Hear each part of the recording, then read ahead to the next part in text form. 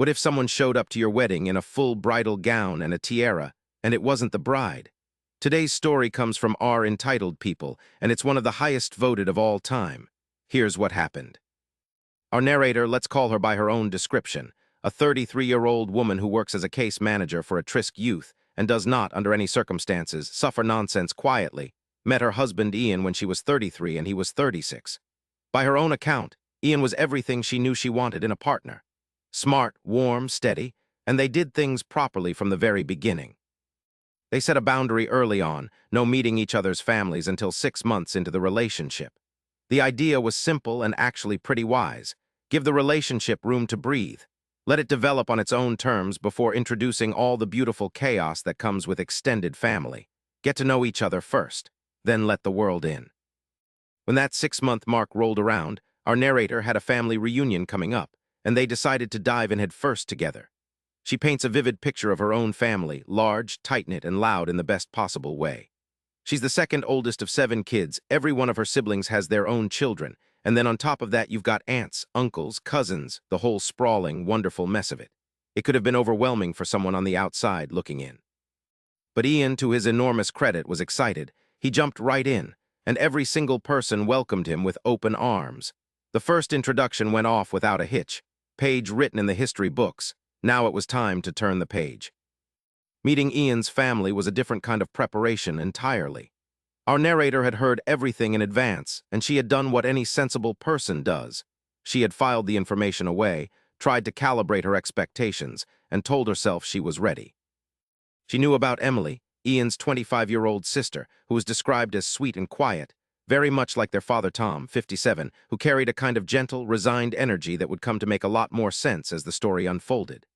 She knew about Tyler, Ian's 31-year-old brother, who was loud and full of life, and apparently brought the energy of a man who had decided the only way to survive his family dynamics was to laugh at them. And she knew about Melanie. Melanie was 56 years old, and by every account given to our narrator, she was the self-appointed boss of the family. Now our narrator is careful to note that she understands the concept of a family matriarch or patriarch. Her own family had that, a beloved grandfather, a pop-pop, who held that role with dignity until he passed. After that, her family shifted into something more equal, where everyone was on the same level and everyone pitched in. But what Melanie ran was something else. Ian had warned his girlfriend that family gatherings never really went well. The pattern was always the same. Melanie would spend the entire time degrading everyone around her until each family member quietly bid their farewell and went home feeling hollowed out. Every time, like clockwork. Armed with all of this information, our narrator told herself she was ready. She was not ready. As the hours counted down toward the family dinner, she watched Ian transform in real time. His whole body went tense. His answers to questions became clipped, short, barely there. The man she knew, warm, open, easy to be around, had retreated somewhere behind his eyes. He was dreading this. And when they arrived at the house just 5 minutes late, they found Melanie already standing at the front door, literally tapping her foot. Our narrator said she almost laughed out loud because she genuinely assumed Melanie was joking. Nobody actually does that, except Melanie did that. And when Ian offered the entirely reasonable explanation that there had been a train, his mother looked at him and said, calmly and clearly, that she didn't want excuses, that she expected the common courtesy of a phone call if someone was going to be late. Ian's head sagged on his shoulders. And our narrator stood there watching this exchange, trying to process what she had just witnessed. The dinner itself unfolded exactly the way Ian had warned her it would. Melanie talked, not with people at them. A barrage of commentary and questions that was less a conversation and more a performance. Around the table, the family had each developed their own coping mechanism for getting through it. Tyler stared at his plate and pushed his food around. Emily ate carefully and silently, only occasionally sneaking nervous glances across the table. Tom sat with his jaw set, periodically closing his eyes tight like a man mentally traveling somewhere else entirely. And Ian sat beside his girlfriend and periodically squeezed her thigh under the table, a silent communication, a warning system, a small anchor point. Our narrator held her own through the questioning. She smiled, she answered, she kept her composure. And then Melanie asked what she did for work. This was actually welcome territory. Our narrator genuinely loves her career. She lit up a little. She explained that she was a case manager for at-risk youth, that it was work she was deeply passionate about, that it gave her real purpose. She was proud. She felt like she had navigated the whole dinner on solid footing. And then she looked at Melanie and watched the wheels of judgment start turning. Melanie sighed, loudly, and then without hesitation she delivered her verdict. She said she simply didn't understand people like that, people who wasted their talents on individuals who meant nothing in the grand scheme of society, people who were just dependent on others and needed to learn to stand on their own.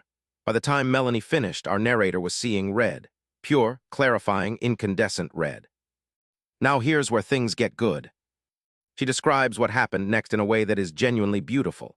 She says she simply, sweetly, and innocently readjusted her halo, which she notes was resting on her horns, and replied. She said it was work she was very passionate about. She said some youth don't have a steady, safe, supportive, or healthy home life growing up. Some need those positive, steady people in their lives to learn from. And then she added, almost as an aside, that she personally had plenty of empathy and patience and love and care to share around. And then, butter wouldn't melt in her mouth, she finished with, "But you probably don't understand what that's like, right?" She says you could have heard a fly fart in that room, and she is not exaggerating. Melanie's jaw was apparently moving up and down like she was auditioning for a cartoon. Tom started coughing and choking on his food badly enough that our narrator was genuinely preparing to perform the Heimlich maneuver. Ian gripped her thigh so hard she fully expected bruises by morning. Emily announced, somewhat frantically, that she needed to use the bathroom and disappeared at speed. And Tyler's eyes lit up like Christmas morning. His head was swiveling back and forth between the narrator and his mother like he was watching the most entertaining tennis match of his life. After a moment of what can only be described as a full system reboot, Melanie announced loudly that she wasn't feeling well and was going to bed. Tom told their guest it was very nice to meet her and that the evening had come to a close.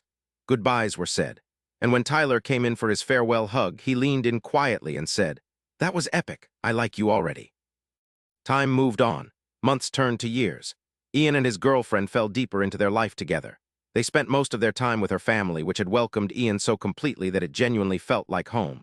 When they did see Ian's family, it was usually just the siblings, Tyler and Emily, who by now had both opened up considerably. Emily, who had been so quiet and nervous at that first dinner, had come to see the narrator as a sister. Tyler, as everyone had predicted, turned out to be exactly the life of every party. And Melanie, conveniently, was often ill whenever the narrator was part of the gathering. That pattern suited everyone just fine. 2.5 years into the relationship, Ian proposed. They were overjoyed. They were ready. They could not wait to spend the rest of their lives together. And then a notification arrived in the family group chat. Melanie's message was long and it was theatrical. How dare they get engaged without her knowledge or approval? Ian knew she wanted to be involved in all the major goings-on in the family. He had taken this away from her. She was ashamed of him. He should be ashamed too. And for the record, she did not approve and she would not be giving her blessing. Now here's the thing about that particular group chat, because what followed Melanie's message is a small masterpiece of family dynamics playing out in real time. Tom responded first, simple and direct, "You too have my blessing." Tyler, because Tyler is Tyler, responded with, "Hell yeah." Emily stayed silent. Ian wrote back to his mother that she was being ridiculous, and then the narrator weighed in. She was measured, she was pointed. She reminded Melanie that she had a habit of hiding in her words in her Batcave anytime they came around, which meant there hadn't exactly been a window of opportunity to share big news in person. And then she said something important. She said this was news. It was not a question. It was not a request for permission. It was a happy moment to share with family. They were all adults. As adults, they got to make their own decisions. Tom responded with visible silence. Ian said his girlfriend was right. Tyler sent a shocked face emoji. Emily remained quiet, and Melanie remarkably backed off for a while. Blessedly, Melanie kept mostly to herself in the lead-up to the wedding. No dramatic interference, no ongoing siege. Our narrator allowed herself to cautiously exhale. Planning proceeded. The day arrived. And as the bridal preparations were underway, something slightly unexpected happened. Melanie showed up to the bridal suite. She was warm. She said she was so excited for the day. She was wearing a very pretty light blue cocktail dress and looked genuinely lovely, and our narrator felt something she hadn't quite felt before in relation to her mother-in-law-to-be. Something like hope. Maybe Melanie had come around. Maybe she was going to be part of this day in the right way. Melanie also stopped in where the groomsmen were getting ready and spent time with Ian. And then she disappeared. Nobody could find her. Calls went unanswered. Texts bounced back into the void. The assumption quietly made by those who knew Melanie best was that she had changed her mind at the last minute and left in protest. It stung, but there was a wedding to begin. Everyone was seated. The music started. The bride completed her walk down the aisle. The officiant took a breath to begin. And then the door at the back of the church creaked open. And walked Melanie, cheerful, beaming, floating, and wearing, there is no way to ease into this, a white, floor-length, fully adorned wedding dress, complete with a tiara and what the narrator describes as a gaudy, blinged-out level of decoration, gliding down the aisle like she had materialized from a dream she'd been having for years. As she walked, she shook hands with guests on both sides of the aisle. She thanked them for being there. She smiled at strangers. She greeted members of the bride's own family, as though she were the host of this event. Every single person in that church froze. Ian and Tyler stood on one side of the altar, both utterly still. On the other side, the bride, her sister, and Emily stood in silent shock. Tom nearly fell off his seat at the front. The officiant was, by the narrator's description, gaping like a fish out of water. When Melanie reached the front of the church and the full picture of what was happening became undeniable, she delivered her announcement. She was so sorry for running behind. She was sure Ian must have forgot to tell everyone, but they had wanted to make this a double celebration. While Ian and his soon-to-be wife got married, Melanie and her beloved Tom would be renewing their wedding vows. And that was it. That was the plan. That was the move. Under his breath, Ian asked his mother what in the hell this was. Tom stood up, signed with the exhaustion of a man who had been doing this for decades, and said firmly, "Melanie, no, let's go." Tyler, because Tyler's response to crisis is to lean into it with his whole chest, said quietly and with genuine wonder, "What the hell is happening right now?" And the narrator hiked up her wedding dress, squared her shoulders, and walked. She describes reaching Melanie and grabbing her by the wrist and practically dragging her toward the back hallway while Melanie gasped and flailed dramatically the whole way. Tom, Ian, Emily, and Tyler all followed. When they reached a safe distance from the crowd, she turned around. She said all she wanted to do in that moment was pummel the woman in front of her. She did not. Instead, she asked, with the controlled energy of someone who has reached the absolute outer limit of what they are willing to absorb, what in the actual hell Melanie thought she was doing, and why she thought any of this was remotely acceptable. Melanie explained that she had simply wanted to surprise Tom and Ian. She wanted to make the day even more special, something extra to celebrate. And that was the moment, that was the thing that cracked it open. Our narrator told her, in clear and specific terms, that they were done. She rescinded Melanie's invitation to the reception. She rescinded any standing invitation to visit their home. She said that if she and Ian ever had children, she was rescinding any contact Melanie might expect to have with them. She was careful to note that she couldn't speak for the rest of the family or even for Ian. Those were their relationships to define. But she said clearly that the way Melanie treated the people she claimed to love was deplorable, that the world did not revolve around her, and that if she didn't start understanding that, she was going to lose everyone. Then our narrator pranced, and the word pranced is specifically chosen, back into the church to let Ian and his family finish the conversation. When everyone returned, Melanie was gone. The ceremony continued. It was heartfelt. It was beautiful. The reception was filled with warmth and love from two families. The day that Melanie had tried to derail became, despite everything, exactly what it was supposed to be. Now here's where we get to the aftermath. Because what happened in the months that followed says everything about the kind of damage one person can do when they treat the people around them as props in their own story, and everything about what becomes possible when someone finally says the thing that needed to be said out loud. All three siblings, Tyler, Emily, and Ian himself, made the decision to go no contact with their mother. Not impulsively, not in the heat of the moment.